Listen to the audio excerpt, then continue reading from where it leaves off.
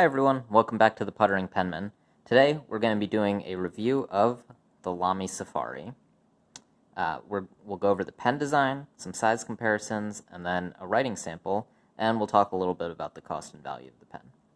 So this is a Lamy Safari, one of the classic beginner fountain pens. This pen came in this packaging. It's just a cardboard box. Pen just basically fit inside of it. It didn't come with much. Came with a Lamy blue ink cartridge inside the pen, and a little booklet about the warranty. So let me get that out of the way for you. And here's the pen itself. So this pen is circular on the cap. The finial, you can see, has got a screw shape in it. The cap is kind of looks like a paper clip to me.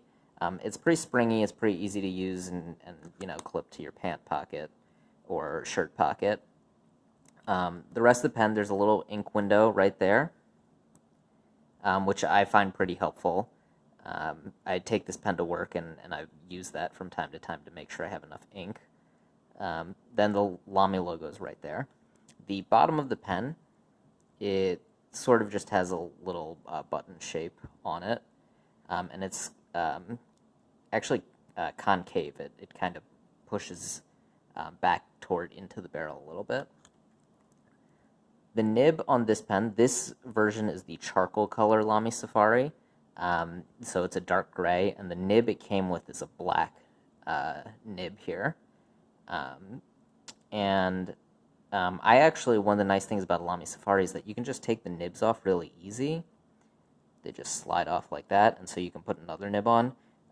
We were in San Francisco a couple months ago, and they have a Lamy store there, so we actually went and bought all the sizes, extra fine, fine, medium, broad, and a 1.1 stub, and so I can swap out whichever nib I want on this pen, and I've got all the sizes now, which is really nice. The nibs themselves, I think, are like $5 each, so they're not that expensive, and that makes it nice because if you ever drop this pen, you can replace the nib really easy for $5. The grip section is a sort of a triangular shape. It's rounded at the back here, but the part next where you'd actually be holding the pen is flat and triangular on two of these sides. Let me see if I can get you. Yeah, there you can see it, but it's round on this side. And some people, like it, and some people hate it. I thought I would not like it, but it's actually pretty nice to use. I wouldn't say like it helps out my handwriting or anything, but if you are, I was working on my handwriting a while back, and so it sort of helped me fix my grip a little bit, because I used to have a much tighter grip on my pen, and now my grip's a little looser. This pen is a cartridge converter pen. I have the converter in here. The Lamy converter, if you aren't familiar, it's kind of a square shape, which I think is kind of hard to use, but they do have like these notches that fit into the pen pretty well, and that's nice because then your converter is in there very secure. So let's do a couple size comparisons. As always, we'll compare it to a Pilot Metropolitan and a TWSBI Eco, because you probably have at least one of these pens lying around in your collection. You can see it's larger than the Metropolitan for sure, and I would say about the same size as an Eco, but a little less bulky. And then, just for fun, let's compare it to some other pens. This is compared to a Pilot Custom 823, and this is compared to a Pelikan M120 Iconic Blue.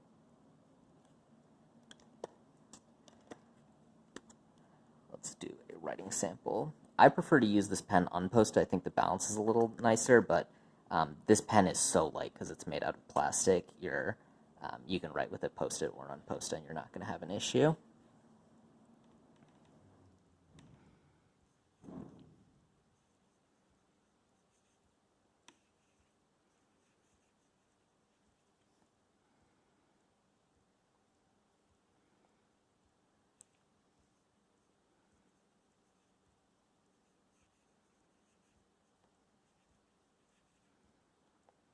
The ink for today is Pilot Black. I think I've done a review before where I used Pilot Black from the Cartridge. This is a Lamy pen, so I can't use a Pilot Cartridge. This is what the Pilot Black 60 milliliter bottle looks like, the packaging. The bottle itself, it's actually an interesting shape. And so it's pretty nice. It's got a little insert on the inside of the bottle that if you flip the bottle upside down for a little while, it'll fill up that container with ink. And so then there's basically a pool of ink sitting underneath at the top of the bottle, and so it's a lot easier to fill your pen, which is nice. And this is the paper is a Rhodia A5 pad.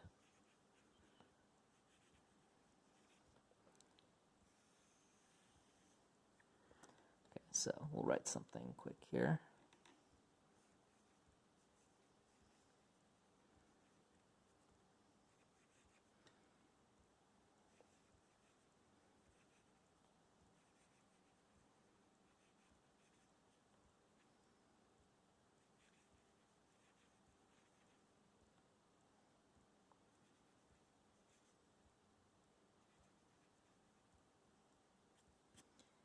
So this pen is a pretty smooth writer. The ink flow is really nice. I think it's a little broad for a fine nib, but I'm more used to Japanese nibs. It's overall very good pen. I've been taking this to work with me the last couple weeks, and I really like it. It's, because it's a plastic pen and it's about $30. It's not super expensive. I wouldn't be like totally crushed if I lost it, or if a coworker wrote with it and broke the nib, because then I can get another nib for $5. So that makes it a really good everyday carry and work pen. In terms of writing experience, it's a very good writing experience. It's not the best writer in my collection because I have more expensive pens that write better. I also really like the Pilot Metropolitan. In terms of how they write compared to each other, I think the Lamy Safari, and I prefer the Metropolitan to the Lamy Safari, but they're both really good writers. I think it's just a preference of what you like in looks more than writing experience, because they'll both do a good job. And as I said before, this is a $30 pen. I think it's a really good value for what you're getting. It's a good pen to like toss around, take to work with you, and could be a good student pen too, because it doesn't look too expensive. And so overall, I really like this pen. And that's all for the review. If you like this review, please like this video and subscribe to the channel. Helps let me know what you guys are interested in and helps me stay motivated to make new videos. So with that, have a good day. Bye.